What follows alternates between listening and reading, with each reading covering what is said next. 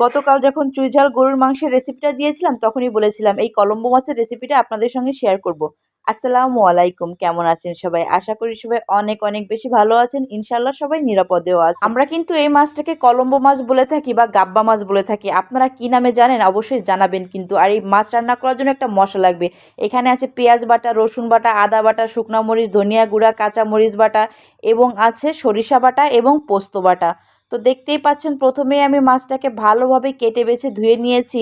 আর বেশ ভালি ভালি করে এটাকে কেচে নিয়েছি, বেশ ডিপ করে, যাতে মশলা, তেল, লবণ সব কিছু ভিতরে ঢুকে যায়। আর যে মাছটা আপনারা দেখতে পাচ্ছেন এটা কিন্তু আমাদের নিজেদের পুকুরের মাছ, এটা কিন্তু কিনা মাছ না। এই জন্য এই মাছের স্বাদের তুলনা অন্য মাছের সঙ্গে করলে চলবে না। সাধারণত দেখা যায় বাইরে থেকে আমরা যদি এই সমস্ত মাছ কিনে আনি, পোনা টাইপের মাছ, তাতে কিন্তু একটু গন্ধ লাগে, কিন্তু এই মাছটায় তেমন কোনো গন্ধই ছিল না, কারণ আমরা বাইরের কোনো খাবার ব্যবহার করি না। এই জন্যই মাছটা স্বাদে ছিল অতুলনীয়। প্রথমে আমি মাছটাকে কিন্তু বেশ ভালোভাবে পরিমাণ মতো লবণ, হলুদ ও একটুখানি সয়াবিন তেল ভালোভাবে মেখে নিলাম। এই মেখে নেওয়ার কারণটা হচ্ছে মাছের সমস্ত জায়গায় ভালোভাবে লবণ ও তেল আর হলুদটা পৌঁছে যাওয়ার জন্য। তো আপনারা যারা এইভাবে আস্ত মাছ রান্না করবেন অবশ্যই চেষ্টা করবেন প্রথমে একটু লবণ, হলুদ আর তেল দিয়ে এটাকে মেখে নেওয়ার জন্য। আর হ্যাঁ, এখানে কিন্তু আমি গরম মশলাও ব্যবহার করেছি, সেটা বলতে ভুলে গিয়েছি। আর এবার নিয়ে নিয়েছি সমস্ত প্রকার মশলা, আর এর মধ্যেও একটুখানি লবণ আর একটুখানি হলুদ দিয়ে দিলাম। আর দিয়ে দিলাম পরিমাণ মতো তেল। যতটুকু তেল আপনি এই রান্নায় ব্যবহার করতে চাচ্ছেন সেই সবটুকু তেলই আপনি এই মশলার মধ্যে দিয়ে দিবেন এবং মশলাটা বেশ ভালো করে মাখিয়ে নেবেন। আর এইদিকে মাছের মধ্যে একটু ডিম হয়েছিল আর কিছু প্যাটাও ছিল, সেটাও আমি এখান থেকে একটুখানি মশলা দিয়ে বেশ ভালো করে মাখিয়ে নিলাম। মাছ ভাজি করে অতিরিক্ত তেল মশলায় ভুনা তো আমরা সবসময় খেয়ে থাকি, কিন্তু আজকে চলুন সেদ্ধ করে মাছ ভুনা কিভাবে করা যায় আর সেটা কতটা অতুলনীয় স্বাদের হয় সেটাই আপনাদের আজ দেখাবো। দেখতেই পেয়েছেন মশলাটা কিন্তু আমি বেশ ভালো করে মাখিয়ে নিয়েছিলাম। এইবার মাছটাকে মশলার সঙ্গে বেশ ভালোভাবে মাখিয়ে নিব। বেশ ভালোভাবে বলতে বেশ সময় নিয়ে একটু একটু করে প্রত্যেকটা দাগে দাগে, প্রত্যেকটা ডিপের ভিতরে এইভাবে দেখুন পেটের ভিতরে ভালোভাবে মশলাটা ঢুকিয়ে দিব এবং এইভাবে মাখিয়ে রেখে দেবো মিনিমাম 30 মিনিটের জন্য।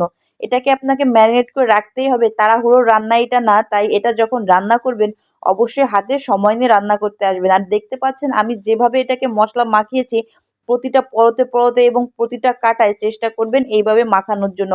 আমি তো কলম্বো মাছ বা গাব্বা মাছ দিয়ে এটা করেছি, আপনারা চাইলে অন্য যে কোনো ধরনের পোনা মাছ দিয়ে ওটা করতে পারেন।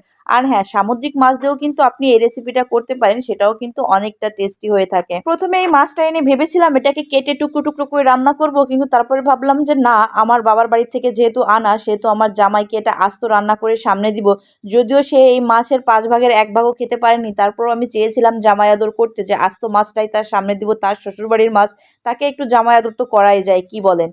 তো দেখতেই পেলেন আমি কিন্তু পরিমাণ মতো পানি এখানে দিয়ে জালে বসিয়ে দিয়েছিলাম। পরিমাণ মতো পানি বলতে এখানে আমি 1.5 কাপের মতো পানি দিয়েছিলাম এবং পানিটা যখন বেশ ভালোভাবে টকবক করে ফুটতে শুরু করলো, ঠিক তখন সেই মুহূর্তে আমি মাছটা দিয়ে দিয়েছি। মাছটা দিয়ে ঢাকনা দিয়ে ঢেকে দিলাম এবং হাই হিটে এটাকে রান্না করেছি 15 মিনিট মতো। 15 মিনিট পরে গিয়ে আমি ঢাকনাটা খুলে ওই যে সরিষা আর পোস্ত বাটাটা বেটে রেখেছিলাম সেইটা দিয়ে দিলাম। এইবার মাছটাকে উল্টে দেব।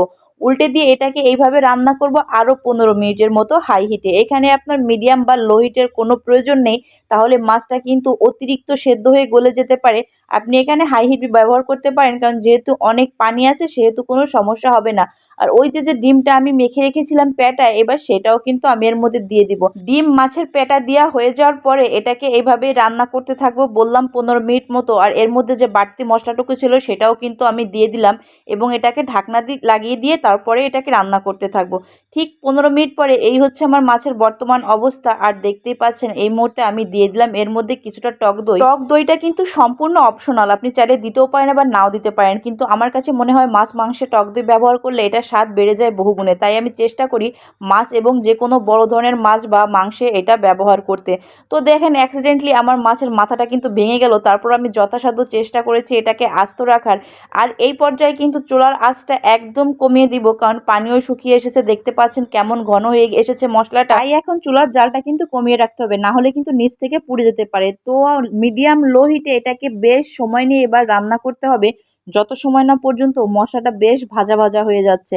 আপনারা তো ক্যামেরার ওই পাশে আছেন, কিন্তু আমি এটা যখন রান্না করছিলাম মাশাল্লাহ এত সুন্দর একটা ঘ্রাণ আসছিল। পোস্ত, সরিষা, সমস্ত মশলা, কাঁচা মরিচ, মানে সবকিছু মিলে মনে হচ্ছিল আমি অমৃত রান্না করছি। তেমন একটা ফিলিংস আসছিল। মশলা থেকে যখন একটা ভাজা ভাজা ফ্লেভার আসতে শুরু করবে তখন কিন্তু এই সমস্ত কিছু নামিয়ে নিতে হবে। আর হ্যাঁ, এই যে যেটা দেখতে পাচ্ছেন এই সবটুকু কিন্তু মশলা না, এর মধ্যে কিন্তু ওই যে মাছের ডিম আর প্যাটাটাও আছে। তো আলহামদুলিল্লাহ আমার মাছটা এবার সম্পূর্ণ রেডি খাওয়ার জন্য। আর মাশাল্লাহ দেখতে পাচ্ছেন দেখতে কতটা ভালো হয়েছিল, আর খেতে হয়েছিল দুর্দান্ত। তার রোজ আমরা যেভাবে মাছ ভুনা করে খেয়ে থাকি অতিরিক্ত তেলে ভেজে, অতিরিক্ত মশলায় একদম লাল লাল ঝাল ঝাল করে, তেমন না খেয়ে যদি আপনি ডিফারেন্ট কিছু ট্রাই করতে চান তো এই রেসিপিটি আপনার জন্য বেস্ট।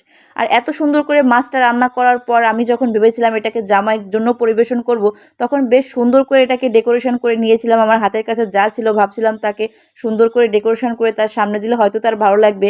তো এই দেখতেই পাচ্ছেন, এই ছাড়াও সেই দিন আরও রান্না করেছিলাম গরুর মাংস, যেটা গতকাল আমি আপনাদের সঙ্গে শেয়ার করেছিলাম, বিখ্যাত খুলনার চুইঝাল গরুর মাংস। আর রান্না করেছিলাম কিছুটা পোলাও। আর এত কষ্ট করে জামার জন্য রান্না করেছিলাম, কিন্তু বেশিরভাগ মাছটা আমারই খেতে হয়েছিল, কারণ আমার ছেলে গোশ পেলে সে মাছ তেমন খেতেই চায় না।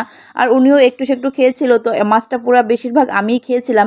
তো সমস্ত প্রকার রান্না টান্না শেষ করে আমি বসে গিয়েছিলাম আমার হাজবেন্ডের জন্য থালি সাজাতে। দেখতেই পাচ্ছেন আমি কিভাবে থালিটা সাজাচ্ছি, যেহেতু মাছটা অনেক বড় ছিল সেটা প্লেটের মধ্যে দেওয়া সম্ভব ছিল না, এই জন্য আমি মাংসটা দিয়ে মাছটা এইভাবে সাইডে রেখেছিলাম।